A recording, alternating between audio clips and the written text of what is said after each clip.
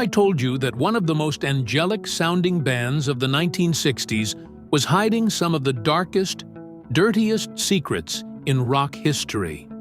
On the outside, they looked like the picture of peace and love, flowers in their hair, four voices blending together so perfectly it gave people chills.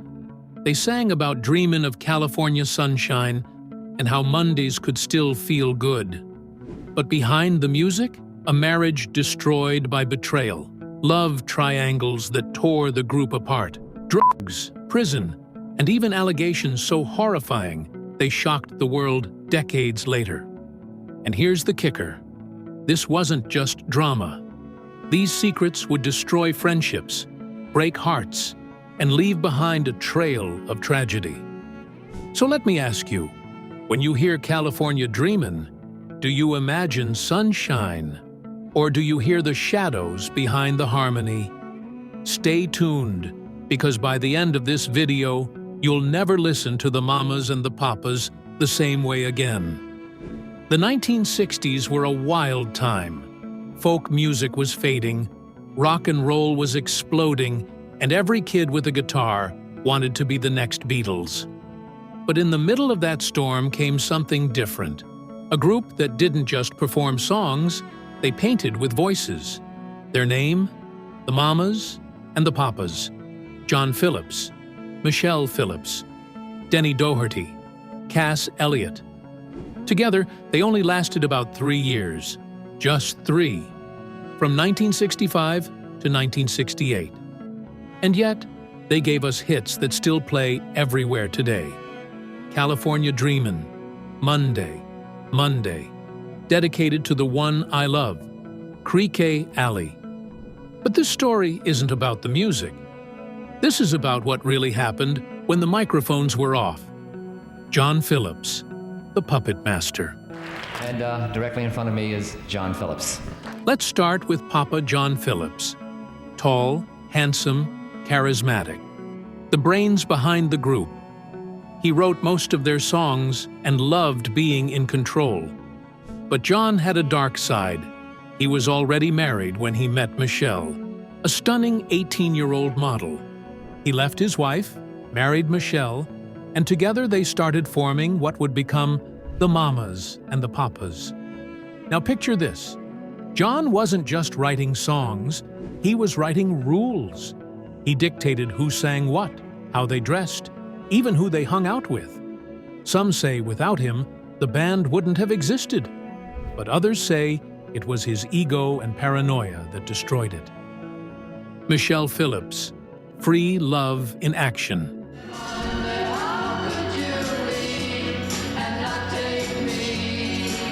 Michelle was young, beautiful, and had the world at her feet.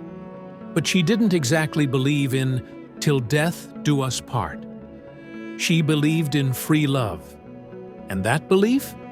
It sparked one of the biggest scandals in the 60s music. While married to John, she started an affair with their bandmate, Denny Doherty. Yes, her husband's best friend and their fellow papa. Now, here's where it gets wild. John found out, and instead of kicking Denny out, he wrote a song about it, "I Saw Her Again Last Night," and forced Denny to sing lead as punishment. Imagine standing on stage, singing about the affair you had with your bandmate's wife, in front of thousands of fans. That's next level twisted. But Michelle wasn't done. She later had another affair with Gene Clark of the Byrds. When John caught her, he exploded.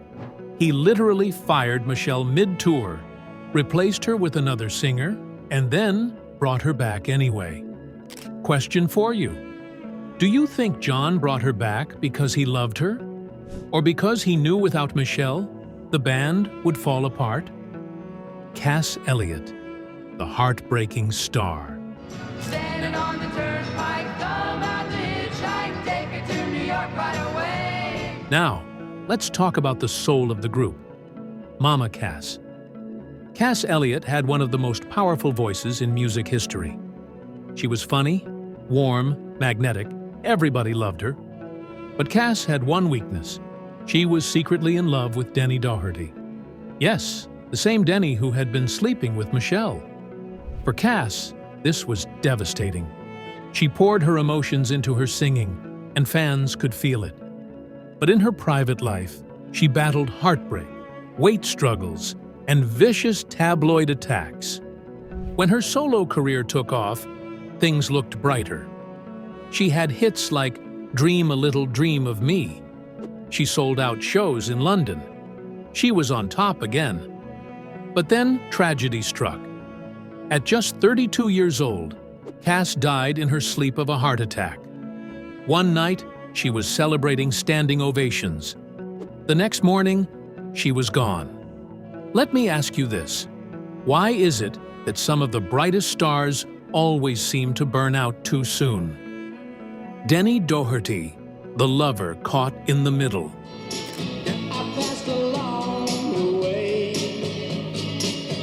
Denny Doherty, the Canadian heartthrob of the group, was stuck in the middle of this emotional hurricane. He had charm, talent, and one of the smoothest voices of the era, but he couldn't escape the fallout of his choices. His affair with Michelle broke Cass's heart. His friendship with John was shattered, and his reputation forever complicated. Denny lived until 2007, but even decades later, he admitted that those years haunted him. The band's story wasn't just about music. It was about love, jealousy, and regret.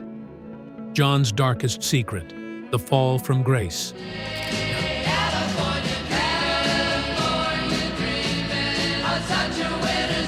Now, brace yourself.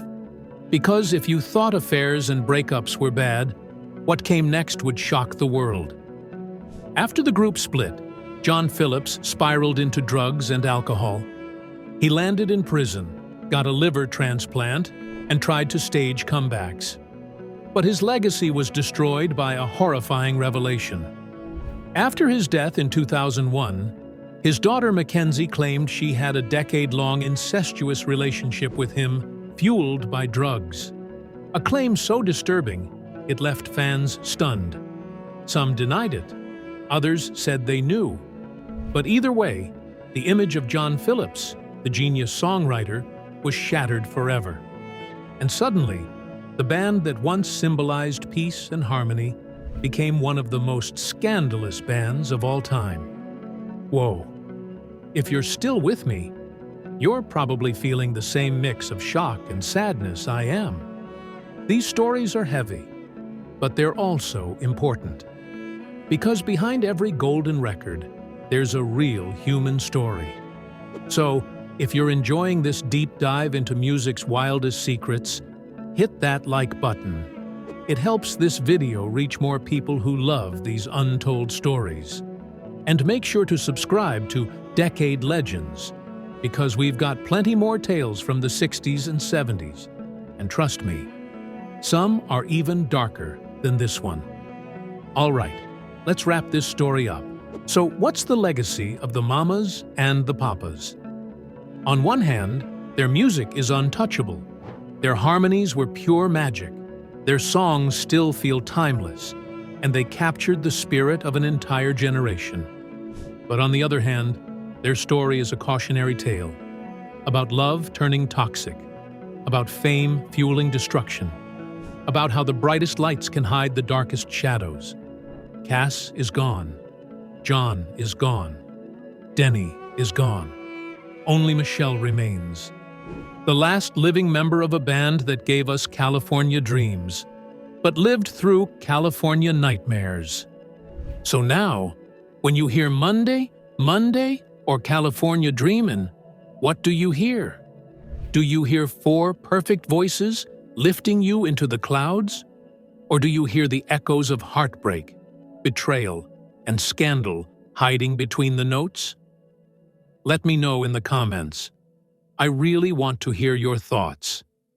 And remember, sometimes the sweetest songs come from the darkest places. Until next time, keep the legends alive.